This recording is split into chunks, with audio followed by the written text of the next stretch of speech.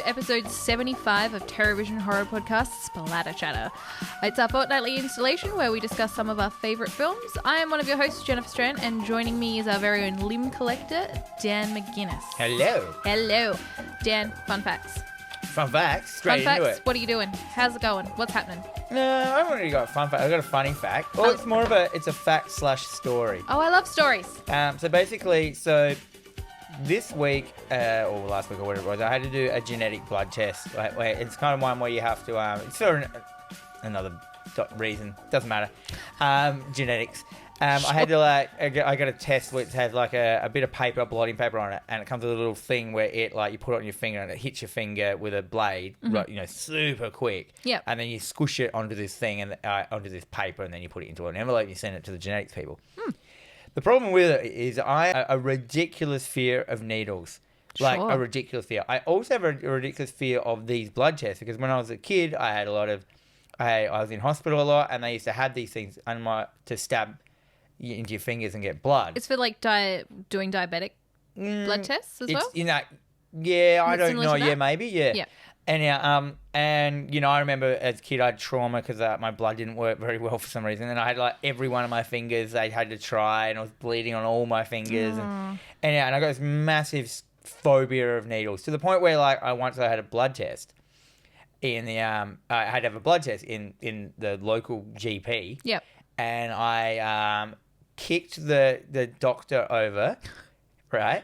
Ran out the doctor in fear. Went down the local reserve. It was cold, and I came to the conclusion that I was just gonna live down there. I was gonna never go back. And when was this? Last week or? No, this was year 7. Okay, sure. But still old enough to make decisions that I was going to have to live in the Adelaide Sturt Gorge, which is so easy to find someone in. Sure. Anyhow, and it just got to that point. So, and I had to do this thing, and my wife, she did one as well, and she just puts it on, through her finger, does the test, and I sat there, and it took me 45 minutes of me trying to will myself just to push the button on this thing to make the needle go into my thing. And Why didn't you just get Claire to hold you down and do it? I tried, and I started to panic. I said, you do it, I'll look away. It'll just be someone give me an injection, which I can deal with. Yeah. But I couldn't handle it. I just pulled away. I started to shake. I was sweaty. 45 minutes. And in the end, I had to basically psych myself into it. I had to bite 2 of my fingers to the point where they were bleeding and then do it quick as I could. Yeah. But if you bit them to the point of bleeding. I know. It didn't even hurt. Okay, fuck. But I did bleed everywhere. I did not know this about you, that you've got a fear of needles. So that scene in Saw, where she falls into, into the pit of needles, yeah. I nearly vomited. I nearly did. I remember to the point where I had a chill go up my spine. I felt sick. I couldn't the idea if I fell into that pit of needles, of dirty old needles. Yeah. And then have to rummage around for shit. If I remember, it was and she's a little stuck in her. Yeah. Damn. And that's my fun fact.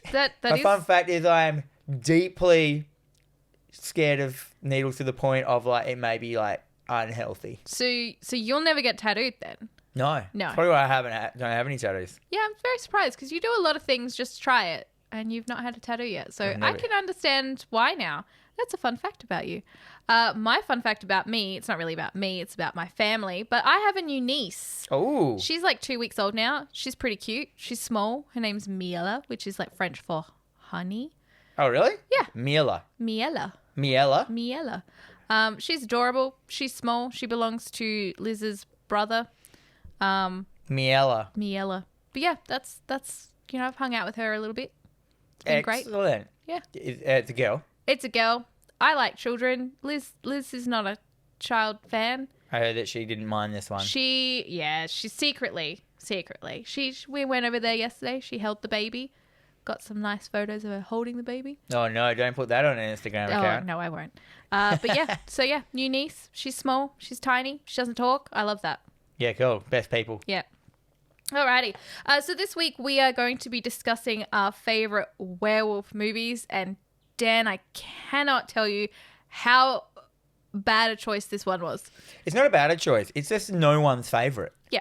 So, like, when you're like, oh, yeah, I'll be able to find something in here. Like the zombies ones. We thought we didn't like zombies, but then we, like, realised we really did like zombies. Here's, like, 25 films that we both like separately. And in this one, I found it hard. Look, I'm not going to lie to you. I cheated. I had to watch a couple of films so I could have something to talk about. Oh, dear. I did. That's what I did. I didn't have to do that. But, yeah, I just realised that I think werewolf is my least favourite horror genre. Mainly because, like, I don't know why. I mean, and there are two on here. There's one on here that I wish I did watch, and I didn't get time to watch, which was Brotherhood of the Wolf. Yep. I reckon that's a really good film because everyone says it is. And I think I started to watch it when I was a kid, but at that time I was into, like, when we were younger, foreign films were harder to come across kind of thing. And it was just like, I just experienced, like, do you remember, like, Volcano High? Yes. And films like that I'd just gotten into, and, like, the Daywatch films and stuff like that. And, like, Brotherhood of the Wolf, I put it on, and it just wasn't what I expected it was going to be. There wasn't wire work and, like, things. It was serious. It was French. It had subtitles. And I was like, French? Yeah. French make films? That's have a film industry? Well, yeah, like, I'm very the same way. Like, it's never a film that I will go out of my way to watch.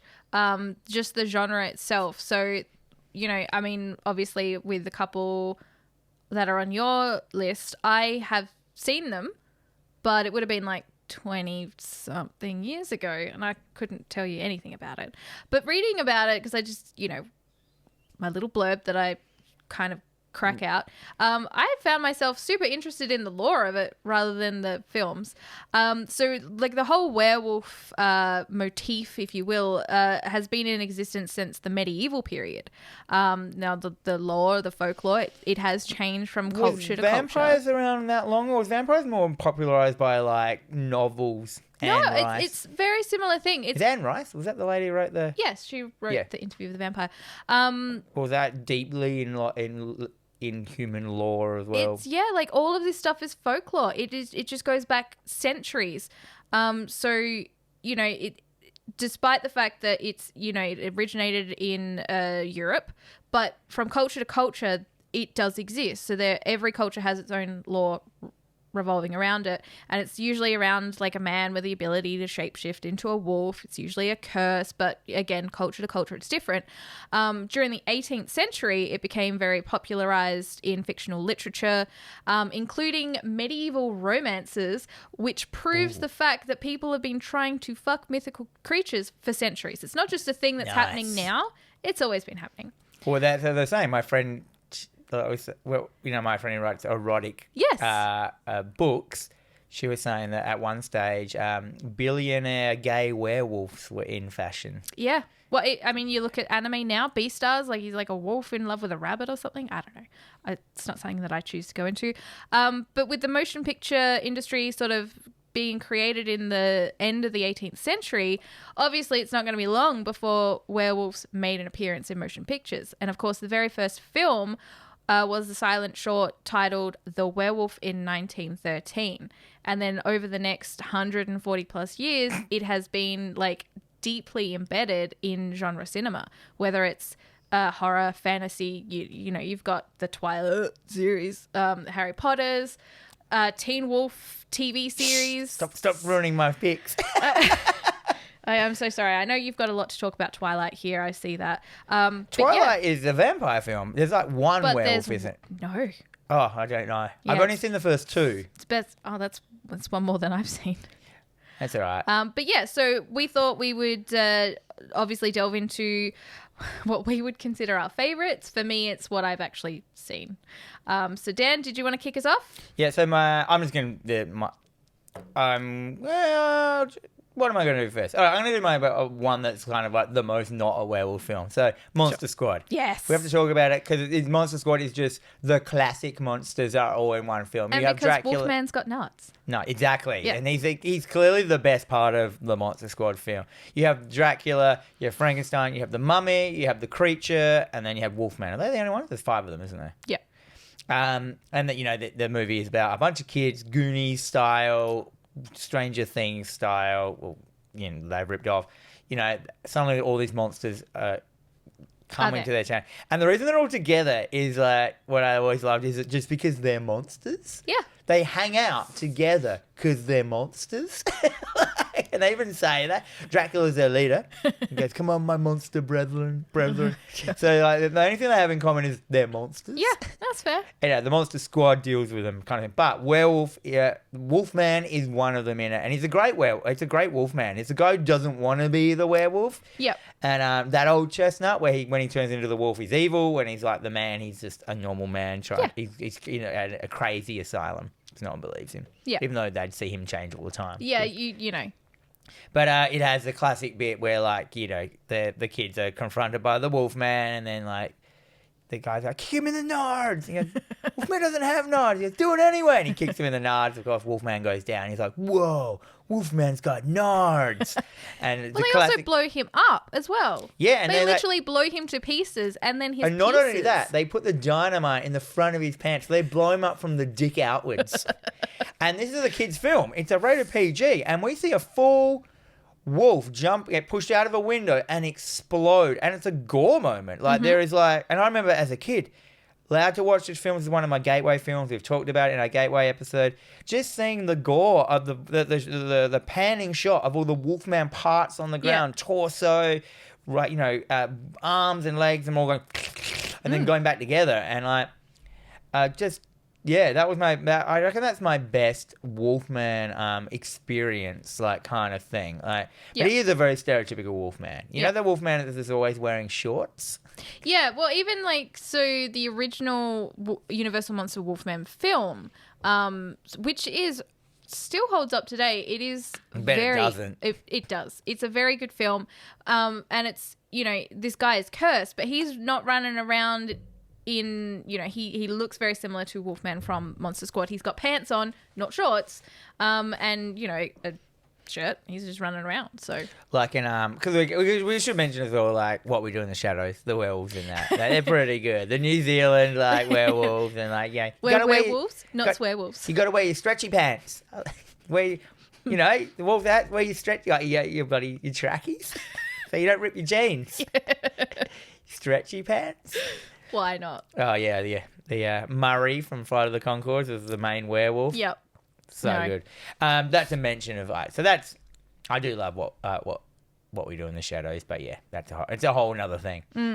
What's your next one? All right, so my first one is a movie called Hunter x Hunter. It's from 2020, directed by some guy whose name I can't remember right now.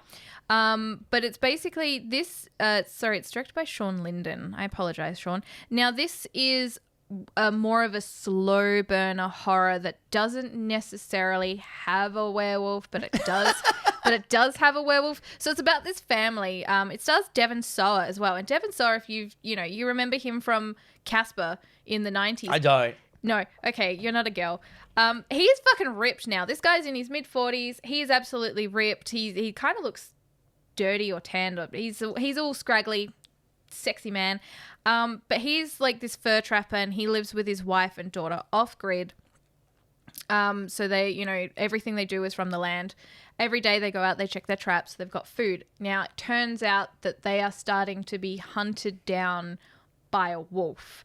And that's something, obviously, when you're living in the wilderness, you do have to contend with. Now... Really? Well, I'm in America, I guess so. Here, not so much. So he decides to go out. He's going to go out and he's going to hunt down this wolf that is hunting them. Yep. So he goes off, leaving the mother and daughter at home to sort of, still check the traps and do all this stuff. Now, while he's gone, he's off stumbling upon something, whereas someone now stumbles upon their house and he's sick, he's injured. Like, there is something not quite right about this guy that is now in their house. And again, the whole movie is just a very sort of slow moving, but I tell you what, the last 5 to 10 minutes of this movie is fucking insane. It is just everything that you want. Like Hereditary insane? Like ending? Yeah. I'm watching the trailer right now. It is very rural. Yes. And it's set in modern day. This isn't like a period piece. No, it could be set at any time. This family, they choose to live off grid. They go into town every so often to get supplies, but they do not want anything to do with There's a lot of society. hunting attire in it. Yeah. Oh, yeah. There's a lot of checkered shirts and whatnot. And ammo vests and shit like that. Oh, yeah? Yeah. So this is like probably one, it's one of those suspenseful, like, is there a wolf? Is it a euphemism? Is like, what is happening? But it's just really good. Like, are they just fucking idiot hunters that don't know what they're talking about? Well, possibly. Like, it's very well written. It's very well acted and directed. So it's one of those, if you like a slow burner, I definitely recommend checking it out. Sick. So I'm going to talk about the one that you can't, the big fucking pink elephant in the room, American Werewolf in London. I'm glad you're talking about it because I cannot talk about it. I've not seen it in so many years. Couldn't tell you fucking a thing about it. Yeah, I can.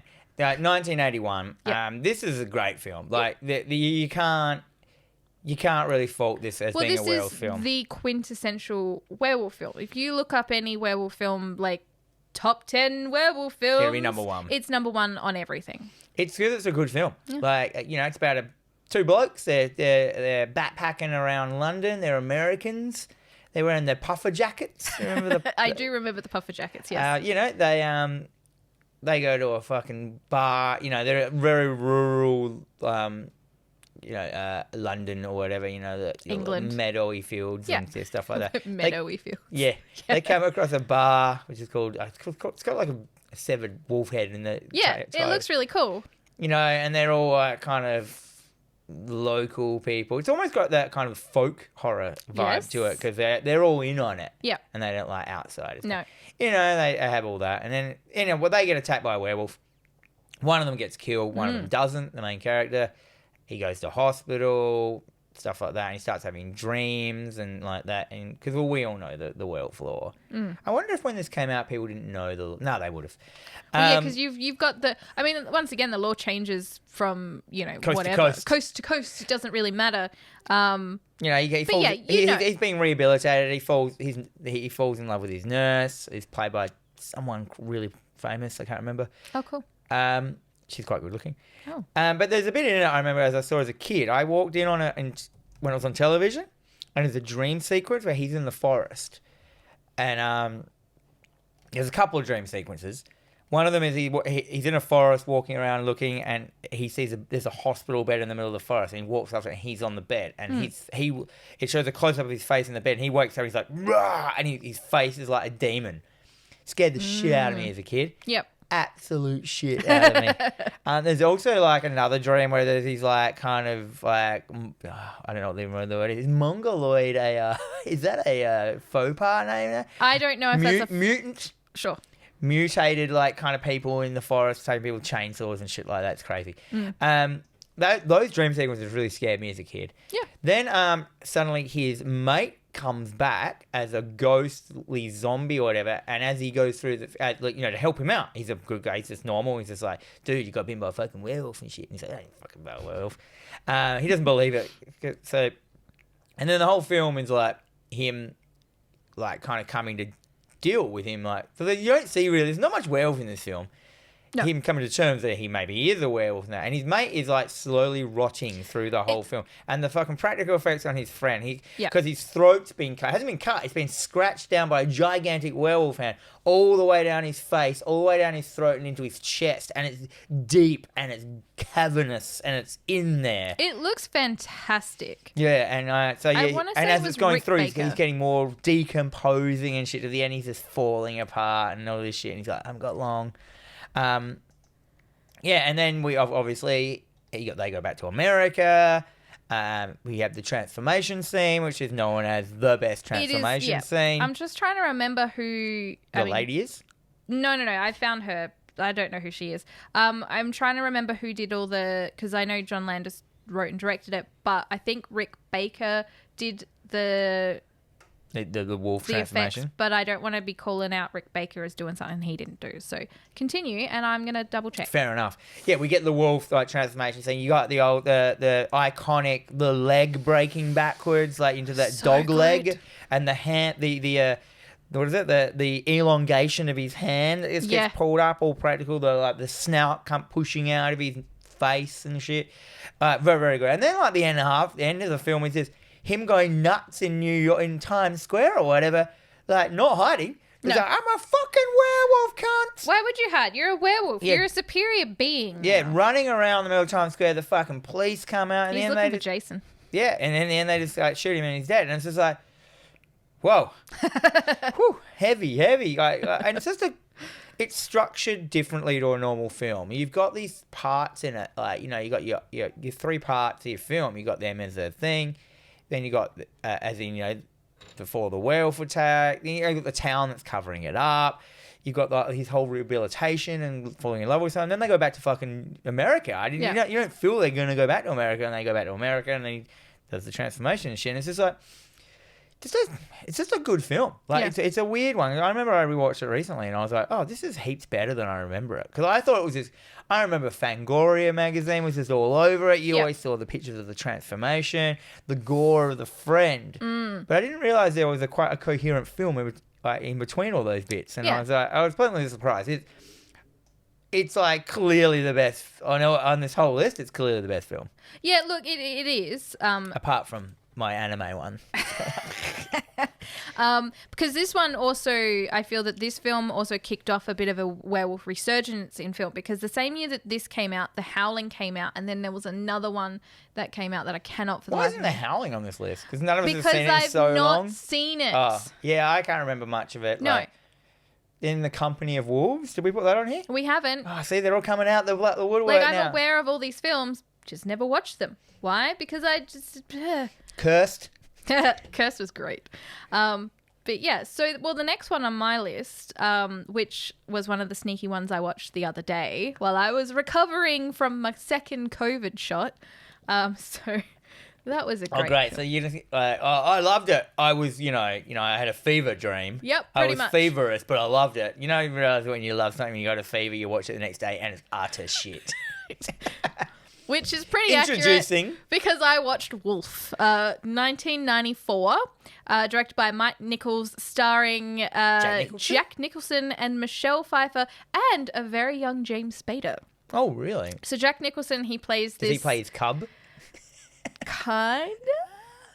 He's fucking his wife. Oof. I know. So Jack Nicholson, he's like the head of this... I haven't seen this one. Publishing company. It just didn't interest me. It's fucking long. Oh. It's very rarely. Thanos long? Yeah, very rarely do I sit there going, "How much longer has this movie got? How much longer?" Oh my god, there's still got this much. Businessman scenes though. This is 94. Oh shit! So this is 94 business scenes. So he's like the head of this publishing company who kind of gets sold down the river. They go on with a younger, hipper guy, and while this is happening, he kind of runs over a wolf. It bites him and runs off. And he starts this transformation. So it's him as this washed up guy coming to terms with the fact that he is about to just be forced into retirement. But the wolf in him is making him better. It's making him work harder, want it more, strive for greatness. So he's having this transformation while at the same time he meets Michelle Pfeiffer's character. They're having a bit of an interest. Is she not his wife? She is not his wife because his wife is fucking the guy that stole his job. So we get all this drama right out. Hard drama. Played by James Spader. Jack Nicholson actually approaches him at his house, finds his wife there, bites him, and then James Spader starts to have his own little wolf transformation. But there's his own wolf moment. His wolf moment. There's really cool scenes with this, with his transformation, and just him sort of becoming like this alpha male guy. So he like calls out this other guy. It helped him. Yeah, like it definitely helped him. Up to a certain point. Well, yeah, to a certain point. Well, he scores Michelle Pfeiffer, so in my eyes, that's a damn success. But there's like this scene where he's in the bathroom, he's peeing. James Spader comes in and he's like, "Why are you doing this? Why are you trying to take my job back? You're washed up." And he kind of just turns and pees on him He's like, what are you doing? He's like, I'm marking my territory. Yeah. But at this point, he's starting to get the chops. He's got the teeth. It just goes on for so fucking long. But honestly, it is a pretty good film. I quite enjoyed it. We got some sexy Michelle Pfeiffer business going on. Nice. I had a mate when I was growing up. He was a really nice guy. He wouldn't ever fuck with anyone. He was just a good dude and that. But if he got drunk, he thought it was when he got drunk, he thought it was heaps funny if you're in a public toilet, like at the bands or whatever, that you wee on the guy's leg next to you. And he thought that was a funny joke. And, it was... and he thought... It's never funny. It's never going to turn out good. No. You know what I mean? It's never going to... it's always the thing. I was just like, don't piss on people. No. Oh, God. Anyhow, segueing straight into my next film, speaking of a wolf transformation helping you, Teen Wolf. Another one, 1985. Michael J. Fox, Alex P. Keaton. I have never... ever. But I just showed you the trailer. You just showed me the trailer. Are you gonna watch it now? I'm gonna watch it. So this is basically Wolf for teenagers. It's Michael J. Fox. He's on the basketball team. He's not too fucking. He's a bit of a loser. He's not a super loser, but like he's just an every child in. He's not noticed in the teenage world of growing up in the 1985 American school system. Anyhow. He does not get bitten by a wolf. He hits puberty? Suddenly he starts growing hair in weird places. Oh. Shit like that's happening. So it's puberty, right? Yeah, and then basically he has his like transformation scene in a bathroom in his house. His dad's on the outside going... What's going on in there? And he's like, Dad, don't come in. And he's like, we get that kind of, it's not nowhere near as good as Werewolf in London transformation scene. No. And he turns into a werewolf. And his werewolf in this one is basically, he's just a humanoid kind of like, what is he like? He looks like a big fucking teddy bear. He looks like Chewbacca. Yeah, Chewbacca. If Chewbacca shaved his face. Chewbacca with a bit less hair. Kind of thing. And and you get that great moment of him realizing his dad's on the outside, he's changed into this wolf, and he's like, okay, I can't come in down. He's like, oh, I need to speak to you, don't you open this door, this is my house. And he goes like, oh Dad, get ready for this. He opens the door to show his dad, I'm a fucking werewolf, and then it cuts to his dad, and his dad is just this old grey werewolf, and it's a heaps good scene. And then all of a sudden, and then, so he doesn't even change back. He just, he goes back to school as a werewolf. So he can, it's not a full moon thing. He can just sort of change at will? I think so, yeah. Because in the trailer, his dad walked in and he was not a wolf. And then when he opened the door, he was a wolf. You can just change when you want kind of thing. And at first, I believe he doesn't, he doesn't change into the wolf. But he, when he goes back to school and, he does stuff like his friends, the cool people want to buy beer and they can't get beer, and he goes in and he fucking into the bottle-o and he's like, give me a keg of beer, and closes his eyes and he gets the beer and like, oh, you're all right. Yeah, you're all right in my book. It's got like, that really bad like moral is like, just completely change yourself to fit in. Yeah. Like that. And then he realizes that, the wolfness in him is like kind of cool. So he just changes into a werewolf and goes to school and everyone's like, cool, werewolf dude. He can play basketball better. He becomes, the chicks like him. They want to bang the wolf dude.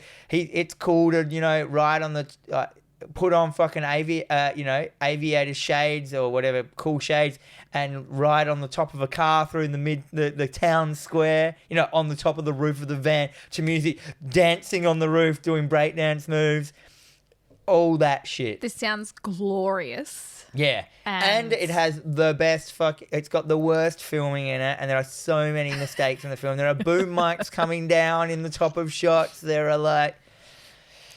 Sure. Teen Wolf. But it did open up a whole generation to the werewolf thing and being cool. Look, it did. It is, and it's still quite a popular in like pop culture today. So it's one of those films that it's still not a good film. Stood the test of time, like kind of thing. Like you can still go in and pick up a Teen Wolf shirt in places. It's got a nostalgia value attached to it, and so it's come back around again, kind of thing. And then we did obviously there was Teen Wolf 2, starring no one other than Jason Bateman, Arrested Development, if you don't know who he is, and all the other fucking shit, Horrible Bosses and all that crap. Juno, when he falls in love with a child. I know that's wrong. So so answer me this then, because I'm still going to watch it, but I just want to know: does he find out that it's all he needed all along was confidence to be able to do all these things, and the wolf was able to bring out the confidence, and he doesn't really need to be a wolf? I can't actually remember what happens at the end. I think it just ends. Sure. That makes sense. I think it'll be something crap like he wins the basketball game, everyone cheers. But he does it, he transforms back to a human, and he has to do it as a human, and he realizes that it was just him all along. Don't put me on the spot. I can't remember. I haven't watched it since 1985 in the cinema. All right. I will endeavour to watch this film. So my next one is one from this year. It's called Werewolves Within, and it is basically a werewolf whodunit. So it's like this Clue. This is kind of like Knives Out, but with werewolves. Why not? Yeah, why not indeed? So this young city cop, he's had a bad breakup. He moves to a remote town that is sort of being separated by people wanting to sell up their property and move versus those who don't. It's modern day. It's modern day. Eastern exposure kind of vibe. Yeah. Fargo town. Yes. So he's staying at this big sort of, not mansion, it's like a hotel, and things start going bump in the night. Uh-oh. Yep. So it's basically like them trying to figure out, and all of the townsfolk in one way or another end up in this massive hotel with werewolf attacks happening around them. The expert that comes in to figure it out, she's also there, but she's just... Well, there's an expert? Yeah. I'm sold. I love a good expert. We get an expert. She kind of just locks herself. Is she just going around America finding werewolves and helping people? No, they just called her up and they're like, we hear you do this, and she rocks up. And of course, like the cast of people is just ridiculous. You've got... Is it Silver Bullet werewolf style, or can you kill them? I believe it is Silver Bullet werewolf style, but you've got, your hillbilly trailer trash people, you've got the rich people, you've got all these different, the weird gay couple that do not belong in a town like this, but are in a town like this. So we just sort of go through this whole process of like trying to figure out, okay, well, one of us is the werewolf, but who is it? So it's like the town is the character? Is it one of them? Like very, very Fargo, where, the majority of it is because it's set in this town. It's interesting. Yeah, so it's definitely more of a horror comedy. We do get some good gore scenes. It is 100% worth checking out, and I think everyone should give it a go. You might like it. I think you'll like it. Maybe. I do like that side of America, like that snowy. So I fucking hate snow. Well, I assume I do. It's cold. I love the cold. I hate it. Not today. I'm quite cold today, but that's okay. Not in our snug studio, No, this is fucking delightful. You're right. Werewolves. It was made this year. Yeah. It's a brand spanker. Brand spanker. I watched it not too long ago and loved it. But I also feel that I paired this with a film about the Black Eyed Kids that was a fucking McConaughey of a film. So, of course, that was going to be an elevated watch. My next one is a bit off skew off the topic. I love off skew. 2012's cartoon anime Wolf Children. Uh-huh. So, hey, look, there is nothing does werewolf. No, I'm not going to say that because I fucking hate anime. I don't hate anime. You say nothing does werewolves better than anime? No, they don't. No, they don't. Anime do werewolves pretty well. Yeah, well, except for the sexy ones. Oh, yuck. It's not cat people. Anyhow. Wolf Children, by the same guy. What's his name? Hasada. Yeah, he made one of my favourite films of all time, my top 5 films, which is called Summer Wars. Yep. He made one called Wolf Children, which is basically a story about a lady who, he goes through their whole life. It's one of those big long films where you get to see someone's whole life going through it, basically. And it's about her in uni. She meets a guy. And then they hook up, But she finds out that he is basically a werewolf. So, and when they're saying werewolves in this terms, it's more like he can, at any time he can change, and he changes into a wolf. Yep. But but he can also do a half transformation. So you can kind of look like you can stop and start wherever you want in the transformation, which is basically, I think, a werewolf. Yep. She's fine with that. She's like, fuck it, who cares? You're not a bad guy. He's a nice guy. It's like, you got a good dick, I'm good. Yeah. And they have a long relationship. They have 2 children. I'm not going to get into some spoilers territory, but in the end, it's kind of about like, in there when you pull back and really see what it's about like how hard it is to bring up children, kind of thing, like parenting and stuff like that. Yep. I'm trying to avoid the main spoiler in the film, like. It says it in the title. No. Like, kind of, there's some other things, but basically you've got these like kids. She has these 2 kids that they inherit the ability that they can turn into a wolf at any time they want, and because they're children, you can't say to them, don't turn into a wolf in front of people and that. And as they're babies as well, she can't take her kids to the doctor or anything like that. You can't get them. She can't. Well, she has her baby. She has like a home birth and just can't go to the hospital and shit like that because like you can't. Yep. They'll get taken away from her. They're fucking werewolves. And there's a bit where a kid gets really sick to the point he's going to die, and she's in the middle of the night running around, like, looking, and she comes to a crossroad, and on one side there's a vet, and on the other side there's, like, an all-night doctor, and it's like, where the fuck do you take it? And I think she breaks into the vet and gives him, like, veterinary, because he's changing and shit, like, while he's sick. And, they have to move out to a rural country, and it's about, like, she just has to, like, go off-grid and just, like, learn how to farm. She buys a really cheap house, and she has to learn how to farm. They're lucky this dude next door like teaches her about like, so all her crops die straight away, so she has to learn about like nurturing the soil, and it's all about farming, and it's just this fucking perfect film. Yeah, it is so emotionally driven, and the kids get older, and it's about her giving her kids the choice about like when they grow up they can be a wolf, because you can stay permanently a wolf if you want. Yeah. She wants to give them the choice that they can be a human or they can be a wolf. They can do whatever they want. And, one of the kids eventually in the end chooses to just go out into the world because she doesn't get along with any. Or one of them doesn't get along. Yeah, I think the young boy doesn't get along with other people and like just loves the running free as a wolf. And the other girl was like, she's a young girl. She wants social media and stuff like that. So, yeah. And it's just like, fuck, it's emotional. Talking about it's making me like, give it a watch, man. Like, well, this is the thing. It's got really good voice acting in English, so you don't have to read subtitles. It's and these days, like, everyone's like, oh, I didn't want to do subs. Like, in this day and age, man, like, fucking voice acting is as good as it's ever been. Like, there's no reason to stick to just Japanese and stuff like that. Like, it doesn't make you any less of an anime fan if you watch it dubbed or subbed. It doesn't matter, yeah. No. It doesn't fucking matter. You watch it in the way that you get the most out of it. Yeah. And it's like Evangelion, one of my favourite things. I'll always watch it in English because they talk so fucking much and it's so fast. And there's so many backgrounds dialogue going on. Yeah. So when there's like subtitles, there's like 3 layers of subtitles, and I don't know which one is supposed to be just the background shit, which is there for texture and stuff like that. But even then, like, we work a lot. We've got a lot going on in our lives. At the end of the day, when you sit down, there's nothing wrong.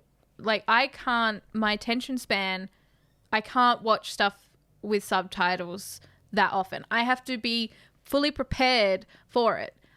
Otherwise I just watch it dubbed because I need to be able to pay attention to what's happening, not you also just reading need to be able the screen. to walk out the room and still kind of get what's going on. Yeah, I understand that as well. And just because you don't watch it traditionally in the original language doesn't make you any less of a fan. No, not at all. I can't stress that. I am the fucking biggest fan of anime, yes, and I watch a lot of mine. Like, I have certain voice actors I follow in English, so I love Steve Blum and all those guys, and the voice of GTO, the voice of Spike Spiegel and the Cowboy Bebop. That dude, man. His sound of his voice is anime to me. Like, he is so, like, he has the coolest voice of any Westerner I've ever seen in my life.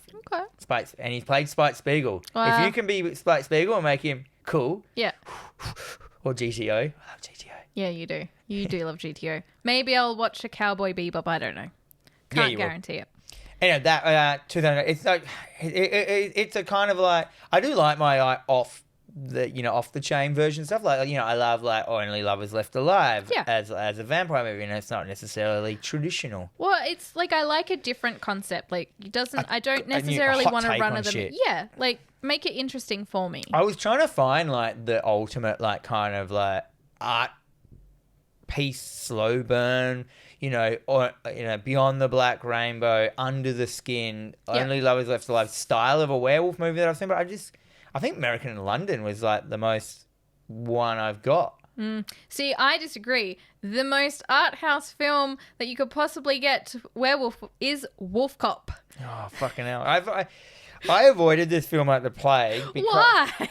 Because when I was working in another comic store, there was a customer who was the most sexist, racist, grossest don't be that guy dude who came in and just out of the blue dropped it off and goes, fucking Wolf Cop, you have to watch this, fucking wicked. And so none of us watched it because we hated him. Aww. So we've never watched, but I have seen the cover to it, this kicking around that shop for like 6 years because no one ever. The cover is cool. I know. It was done by the dude Designs, and I like follow him on social media. Yeah, I know. Maybe I should have watched it, but that dude is such a fucking piece of shit of a fucking human being. All right, well, I'm less of a piece of shit human being, and I'm saying that you need to watch this because Dan, this film is just stupid. And you know how much I love stupid. And the fact that this drunk bum of a cop, he somehow gets caught up in this ritualistic cult thing and he becomes a werewolf. Now, the first transformation for this guy, now the transformations for this as well, it's not as simple as, the American Werewolf in London kind of thing. He basically rips off his skin. Ooh, like demon style where the teeth come out. Every time. It's like he is shedding his skin and the first transformation scene we get is his fucking dick. We get him like... I'm sold. He's in the bathroom, he's taken a whiz, and all of a sudden his dick just becomes a werewolf dick. This is the first instance we get of him becoming a werewolf. Okay, you're selling me on this. Werewolf dick. That's all I have to say to you. Wolf dick. That's what it should have been called. There is some very odd sex scenes. Choices. There is 100% a wolf lady sex scene in this, and it is just gratuitous and ridiculous, but fucking hilarious. Do you see penetration? You don't see penetration. I'm sorry. Well, why would I watch it? Why wouldn't you? I'll watch it. Wolf Cop. But it's I have heard heaps about it, and there's a couple of them as well. Yeah, there's two. Yeah. And it's literally the second one's called Another Wolf Cop, which I love. Thank you very much. Just keep it simple. It's like an Axe Cop. Do you remember that comic? And then like the kid wrote it, and he's like he wanted Batman in it, and then his brother or father or whatever helps him with it goes, you can't put Batman in it. There's already Batman. Like we'll get sued. And he goes, okay, I want Batman 2. And it was just Batman, the character, with a 2 on his chest instead of the Bat logo. And that's such a 5-year-old way of thinking. I'll get around copyright by just making 2. 2. It's fine. It's done. It's a new Batman. Basically, this guy, he transforms into a wolf. He stays that way, but he starts now solving crimes. He's going out. He's doing his police work. He's still a drunk bum of a person, but he's going around. He's, solving crimes, dressed in his uniform as a complete werewolf. It is glorious. Turns out can he talk? He can talk. It's just like Teen Wolf style, where everyone just doesn't notice he's a werewolf kind of thing. Or they notice. Or they just kind of just handle it. Well, they're just like, the town is kind of shrouded in cult secrecy as well. So there's always, the town's a bit weird. Oh. So yeah, they kind of pay him no mind, but it's just glorious. Like he even like transforms his cop car into like his wolf cop car. So he has, and any film. Does it have the siren go, woo, like a wolf out here? That would be so much cooler. A woo, a woo. But for me, any film that has its own theme song is automatically 100 times better, and this has its own theme song. It's like Hellraiser. Hellraiser! Yes. So I 100% recommend you take the time. Don't think about shit people. You could choose it as one of your things once. And I think I will. Oh, shit. I think I will. I'll give it like a couple. It has a dick in it, so that is a prerequisite for a TerrorVision horror film. It's got a dick. Some sort of like... So we get 2 dicks. We get cameo. We do. We get a cock and we get a werewolf cock. Yes. That's your... That's I think the ultimate dick scene was Street Trash. Yes. Very much ripping the dick off and playing, and then it throwing it around with it, and then it falls into someone's throat. It just goes into their throat. Anyhow, my last one is clearly the fucking shittest one as well. American Werewolf in Paris. The sequel to American Werewolf in London came out. Oh, what year was that? Came out? It's like 97 or 98, I want to say. Yeah, it's at a time when it should have known better. I remember watching 97. this film, but I don't remember this film. Like, I remember hiring it at the video shop, and I felt real cool about it. Yeah.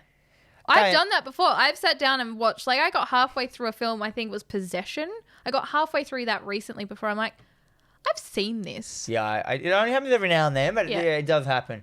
So American Werewolf in Paris, right in the coattails heart of London. It never achieved like anywhere near the fame, success, or goodness of it. But I liked it as a kid because I was the peak age, and it was at that time, 97, where everything had to be extreme. Yeah, and everyone used CG. The main character, it starts off with him extreme bungee jumping off the Eiffel Tower, and he's an American. That's what you do when you're in Paris. Pretty sure there's no way. I have been to the Eiffel Tower, and there is no way you could do that. Anyhow, yeah, and he's about to jump off, and the lady's up there, and she goes to commit suicide, and he jumps off the Eiffel Tower with his bungee cord, saves her, and then I can't quite work out how. I can't remember quite how he becomes a werewolf, but I think she just they meet up and they get a romantic relationship, and then somehow I think he might have contacted STD style. Yep. Well, that's how it happens in Ginger Snaps. She passes it on through. Why isn't that in here? Well, because we talked about Ginger Snaps in the body horror one. Otherwise, I would talk about it. Yeah. That's in my honourable mentions because it would. If I hadn't have talked about it last episode, I would have talked about it this. My episode. honourable mention is the biggest piece of shit series, but yeah. And American Werewolf in Paris. It's just on here because I liked it. It's heap shit. It's like your fucking 13 Ghosts. It's that time when movies were CG. Yep. They were like, I don't know, maybe the film stock they were using was holds really some kind of nostalgia for you. It was really holding on to 4 to 3. Yeah. 4 to 3, motherfucker. It's still cool, isn't it? I'm pretty sure it was probably 4 to 3 in the cinema. Yeah. That kind of thing. Straight to video kind of vibe. It's a piece of shit. I don't even know why I added it. I don't know. I don't think I've seen it since 1997, so I've got nothing to go with right now. What's your honourable mention? Do you have another one? No, that's it. Yeah. I've cranked through my 4, because that's all I could muster. I had 5. You had 5. That's fine. I honourably mentioned the fucking Underworld series, motherfucker. The ladies, the werewolves. Are they against vampires in it? Yeah, vampires versus werewolves. It's basically the film. It's a film that exists. It's a series that exists. There's a lot of them in the series. It's so new metal. It's so Blade. It is the epitome of new metal. Everyone. It's like werewolves crossed with Blade, crossed with the Matrix. Yeah. Everyone's in long leather coats. Big leather coats, motherfucker. CG and then out the wazoo. And then there's always the one, the hybrid. Yep. The daywalker of werewolves and all that shit. Shit's going down everywhere. There's in the series. I'm going across the whole series now. There's age-old organizations of wolves and vampires that have been at war for 400,000 years. Oh no, you know what I mean? It is. Then you get the Romeo and Juliet, the wolf that loves the vampire. Yeah, it's got it all. It's got everything you need. It's basically a comic book. It is this, and it's its own thing. And don't get me wrong, it's shit. But don't get me wrong, it's still pretty good. As a young kid watching it, I was like, there's some cool moments. There's effects. They're trying to push the envelope of wolfism. Well, this is very because this came out around the same time as the Fast and Furious movie. So you had these two franchises that were kind of which one of them survived? Underworld? Are there still Underworld movies getting made? No, I don't think so. How many are there? Let's look this up. Have a look. Did you know, so I was looking this up the other day because I've started reading the Amityville horror book finally. It's been on my list for ages. And so we watched the remake film recently, and I was trying to explain to Liz that there are at least 13 different Amityville And it's not just Amityville Horror now. It's spanned out into like Amityville Werewolf, Amityville Dollhouse, Amityville Blood Rain. Just use there's an Eminem song. You just put Amityville in the title and you've got yourself an Amityville film there, bro. So we have Underworld 2003. Sure. Underworld Evolution. Sure. Or Evolution, whatever. 2006. Underworld Rise of the Lycans. Oh. 2009. And then Underworld Awakening 2012. So there's only 4. There's only 4. Oh, wait up. Plus, there are more Paranormal Activity movies than there are Underworld movies. Yeah, and that's right. They went hand in hand with the Resident Evil films. Yeah. You remember at that time? Oh, yes. They were kind of that same kind of vibe, but like same year as Freddy vs. Jason too. Ooh. But you know how the main character is a lady. Yeah. Like, and they were pretty much the same character. Yes. Like was it Jill Valentine? Who was the main character in Resident Evil that they used? Miller. I know that's her, the actress. I can't remember. Anyway, yeah, her those two characters are basically the same, and it has that cheesy fucking stunty shit. I like the Resident Evil films better though. Yeah, that series got great. It went so far for remember it was like post-apocalyptic, and then it was post-apocalyptic, and then it was like the world is reborn from being, and I'm like, oh, this is wicked. Okay. One of them was just in a movie, in a building with like millions of they were great. They are what they are. Oh yeah, they're shit. Don't get me wrong. It's fun. I'm not going to tattoo fucking it on my dick or anything. Oh, you could. I don't. Well, you won't because you don't like needles. It's true. But yeah. Anyway, well, I think that's about to do it. But before we sign off, I'd just like to shout out to the people that have interacted with us over on the socials, the people that are helping us grow. All y'all just tell a friend. But people like Patrick Roberts, Adam Gillespie, Kevin Patterson, Sarah Sullivan, Adam Kister, Casey Illustrates, and of course Underground Records.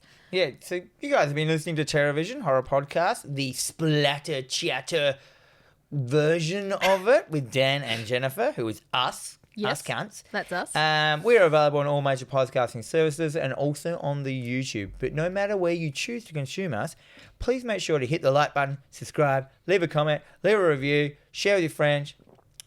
Sticky tape it, put a sticker on a dog and let it run free. One of our stickers. One of our stickers. Yeah. Otherwise, there's no fucking point. You can go over to Facebook, interact with us over there, email us at TerrorVision. Email us at TerrorVision fucking Gmail, whatever it's called. TerrorVisionPod@gmail.com. I'm heaps bad at this, eh? That's fine. Doesn't matter. And remember, kids, be kind. Rewind.